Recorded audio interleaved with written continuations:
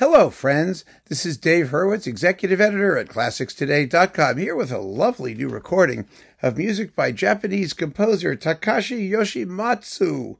It's his Symphony number 3. Actually, it's like 4 works here. It's a 2-disc set.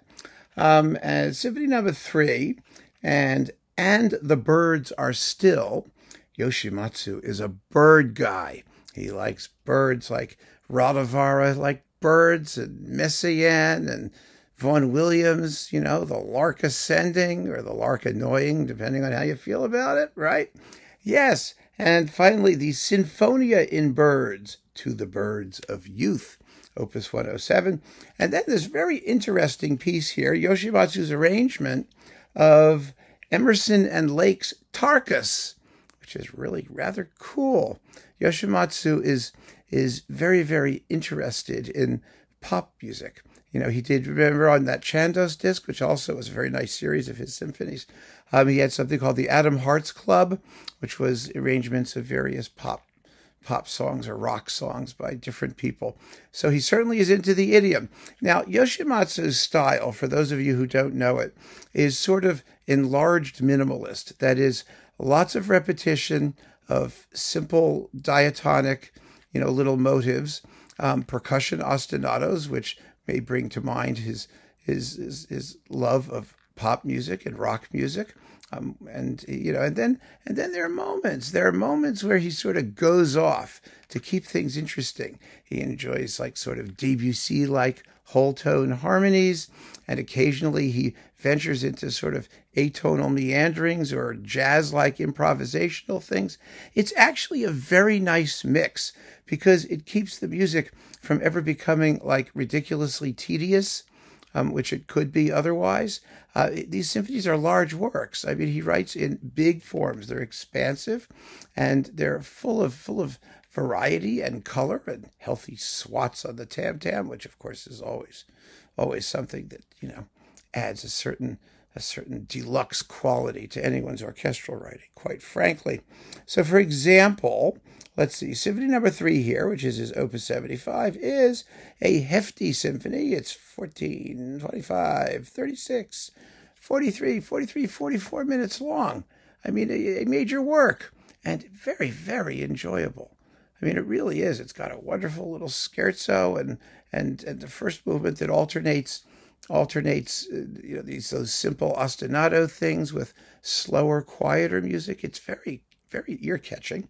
The slow movement, the adagio, is beautifully still, gives an impression of depth of meditation. It's serious stuff.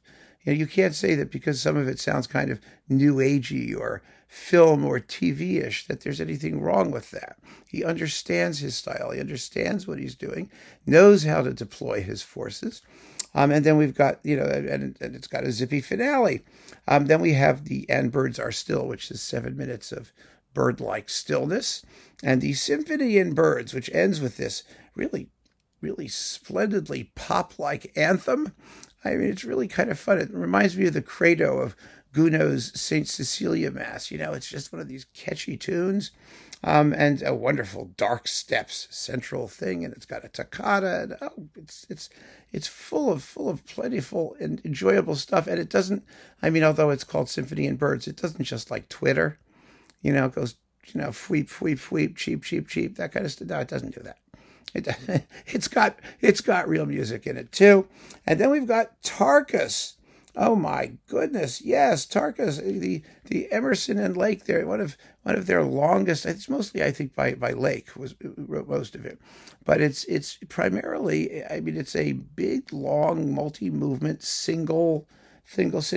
It's about 20 some odd minutes long here, and Yoshimatsu. Well, it sounds like Yoshimatsu. I mean, here's the cool thing about it. You know, originally it had vocals and other stuff, but this orchestral arrangement, it sounds absolutely splendid, like just a big, splashy Yoshimatsu orchestral piece. It has a little bit more rhythm and, of course, you know, constant percussion doing the rock beat stuff.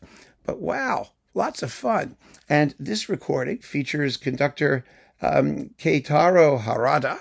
If I pronounced that right, I hope so. Keitaro Harada is extremely into it. delivers lively and engaging performances with the Tokyo Symphony Orchestra, and it's on Denon. This is a Japanese release. It does have notes in somewhat fractured English, which are always entertaining to read.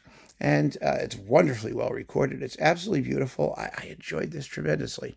So if you're a fan of Yoshimatsu, or you like your Japanese composers, this is certainly worth considering. And Tarkus is a find.